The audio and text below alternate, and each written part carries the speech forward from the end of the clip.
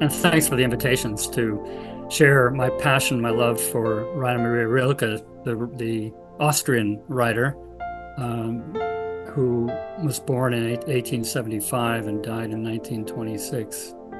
Rilke himself came through a difficult period of loss and grief, really triggered by the terrible experience of the Great War, World War I, which he was pulled into as an Austrian citizen and was conscripted to play a minor bureaucratic role. For the next almost 4 years, Rilke wandered.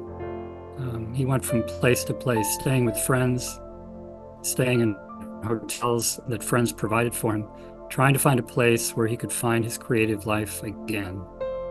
And finally, at Musot, it happened in February of 1922. Unexpectedly, as he was settling in to finish these elegies, he'd only written about 4 of them, what became 10 elegies. In a 4-day period, suddenly 26 sonnets came. Unexpectedly, unplanned. He had no idea that this was going to happen. He simply was opening himself to that creative life again.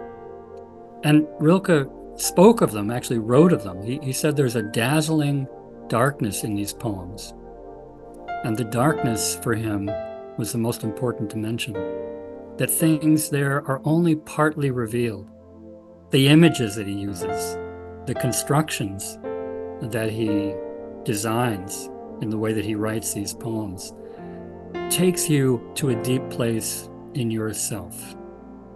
And these poems express so clearly what he had written about years earlier in his life, when he said poems aren't feelings. We have enough of these, he wrote early in our life.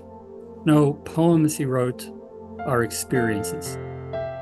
And that notion of a poem as an experience is something that is a bit strange to many of us, I think, in our own times.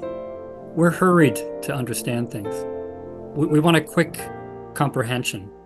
We want to grasp something quickly. We don't have time to muse over things, to ponder, to wonder, to linger. All these beautiful words that we have in our language that are so unpracticed in our times, because we're in for the quick fix, the quick understanding, right?